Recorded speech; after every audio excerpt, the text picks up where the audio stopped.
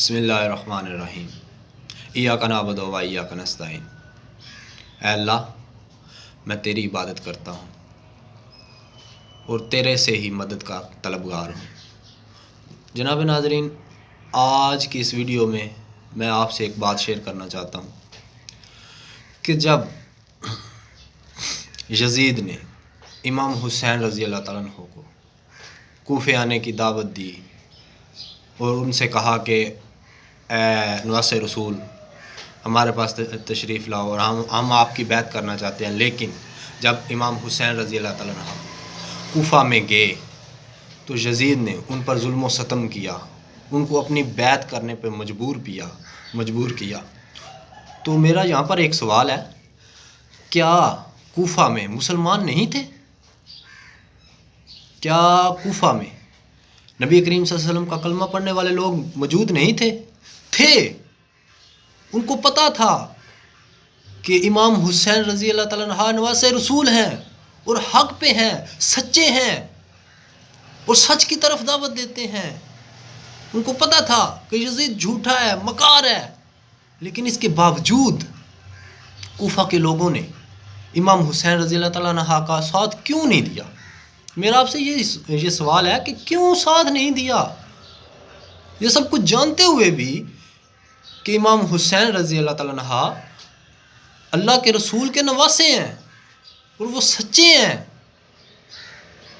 لیکن اس کے باوجود یزید کا ساتھ دیا، حسین کا ساتھ کیوں نہیں دیا؟ خوف کی وجہ سے کوفہ کے لوگوں نے امام حسین رضی اللہ تعالیٰ عنہ کا ساتھ نہیں دیا، چپ رہے، کھڑے ہو کے دیکھتے رہے کہ یزید کا خوف تھا انہیں کہ اگر ہم نے حسین کا ساتھ دیا تو یزید ہمیں قتل کر دے گا، ہمیں جیلوں میں بند کر دے گا، ہمیں مارے گا، ہمیں ہمارے عہدوں سے ہٹا دے گا۔ جو بڑے بڑے عہدے دار تھے وہاں پر، جو سفیر تھے، ان کے وزیر تھے، وہ بھی تو مسلمان تھے نا۔ انہوں نے خاموشی اختیار کی۔ کیوں اختیار کی؟ کہ یزید ہمیں مارے گا، یزید کے پاس طاقت ہے، اس کے پاس پیسہ ہے، اس کی حکمرانی ہے، وہ حکمران ہے، وہ ہمیں مار ڈالے گا، ہمیں جیلوں میں بند کرے گا، ہماری عورتوں پہ ظلم کرے گا، اس لیے وہ خاموش رہے۔ اور اس کے باوجود 18,000 عالم بھی تھے، عالم دین، وہ بھی خاموش رہے، صرف اس لیے کہ یزید ہمیں مار ڈالے گا۔ تو سب سے جو بڑا بت ہوتا ہے نا، جس کی ہم پوجا سب لوگ کر رہے ہیں، یہ پاکستان میں موجود سارے لوگ جو جس بت کی پوجا کریں وہ خوف کا بت ہے کہ اگر ہم نے اچھائی کا ساتھ دیا تو یہ جو برے لوگ ہیں ہمیں جیلوں میں بند کر دیں گے، ہمیں مار ڈالیں گے، ہماری ماؤں بہنوں کو کی عزتیں لوٹیں گے، ان پہ ظلم کریں گے، ہمارے بچوں پہ ظلم کریں گے، ہمارے گھروں کو توڑ دیں گے۔ سب لوگ جانتے بھی ہیں کہ اچھائی کیا ہے اور برائی کیا ہے۔ اس وقت اکیلا عمران خان سچائی کے لیے کھڑا ہے، وہ سچا ہے، اس کے اندر کھوٹ نہیں ہے، وہ اکیلا لڑ رہا ہے، لیکن ہم پوری قوم لعنت ہے ہم پہ کہ ہم پوری قوم دیکھ رہے ہیں، تماشا دیکھ رہے ہیں کہ اکیلا آدمی لڑ رہا ہے اور ہم تماشا دیکھ رہے ہیں۔ سیم میں نے پہلے آپ کو امام حسین رضی اللہ تعالیٰ عنہ کا واقعہ اس لیے سنایا کہ سیم وہی سین بنا ہوا ہے کہ ایک بندہ حق کے لیے لڑ رہا ہے، اس کے چند ساتھی ہیں، وہ لڑ رہے ہیں اور ہم لوگ کھڑے تماشا دیکھ رہے ہیں۔ ہم جانتے بھی ہیں کہ یہ ڈاکو ہیں، لٹیرے ہیں، سب مل چکے ہیں، جتنے بھی بے غیرت اور کم ظرف لوگ تھے، یہ جو ڈاکو لوگ تھے، یہ سب مل چکے ہیں، مل کے اچھائی کو ختم کرنا چاہتے ہیں، سچائی کو ختم کرنا چاہتے ہیں، لیکن وہ اکیلا آدمی ڈٹا ہوا ہے اور اسے انہوں نے جیل میں بند کر لیا، لیکن پھر بھی وہ ہار نہیں مان رہا۔ وہ کہتا ہے یہاں تو میری موت ہے یہاں اس سسٹم کی، میں جھکنے والا نہیں ہوں۔ تو افسوس، ہم ایک قوم ہونے کے ناطے، ایسے ملک میں پیدا ہونے کے ناطے جسے اسلامی جمہوریہ پاکستان کہتے ہیں، ہم خاموش کھڑے اس کا تماشا دیکھ رہے ہیں۔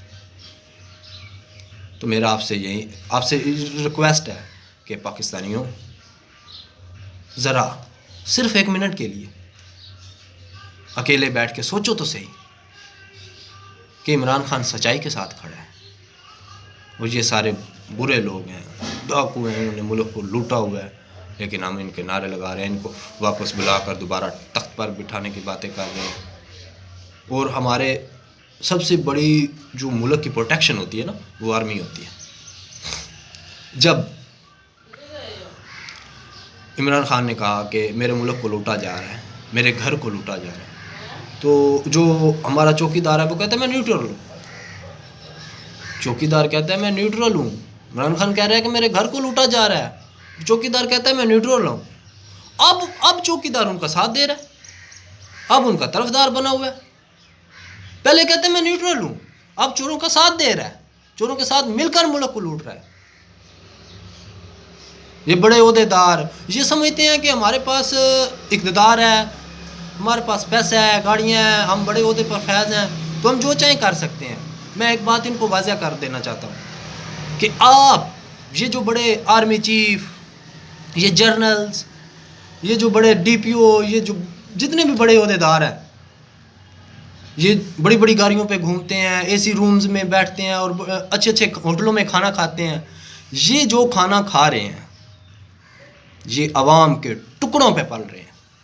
عوام ان کو ٹیکس دیتی ہے، جن سے ان کو گاڑیاں دی جاتی ہیں، فری پیٹرول دیا جاتا ہے، اے سی رومز دیے جاتے ہیں، ان کو تنخواہیں دی جاتی ہیں، لیکن بدلے میں یہ کیا اتنے کمینے، اتنے کم ظرف اور لوگ ہیں کہ بدلے میں اسی قوم کو کاٹتے ہیں۔ ایک غریب آدمی دن رات محنت کرتا ہے اور وہ اس محنت کے پیسے سے ٹیکس ادا کرتا ہے تاکہ ان بڑے لوگوں کو عیاشیاں مل سکیں، لیکن بدلے میں یہ کیا کرتے ہیں، اسی کو کاٹتے ہیں، اسی کے گھر کو توڑ دیتے ہیں، اس کے بیوی بچوں کو ذلیل کرتے ہیں، اس کو مارتے ہیں، اس کو جیلوں میں بند کر دیتے ہیں بلا وجہ، اس لیے کہ وہ اچھے لوگوں کا ساتھ دے رہا ہے۔ یہ اتنے برے اور کمینے لوگ ہیں جن کو ہم نے اپنا سربراہ بنایا ہوا ہے، لیکن یہ بدلے میں کیا کر رہے ہیں، یہ ہمیں ہی کاٹ رہے ہیں، ہمارے ٹکڑوں پہ پڑ کے، عوام کے ٹکڑوں پہ پڑ کے۔ میں بار بار کہتا ہوں کہ یہ عوام کے ٹکڑوں پہ پڑ رہے ہیں۔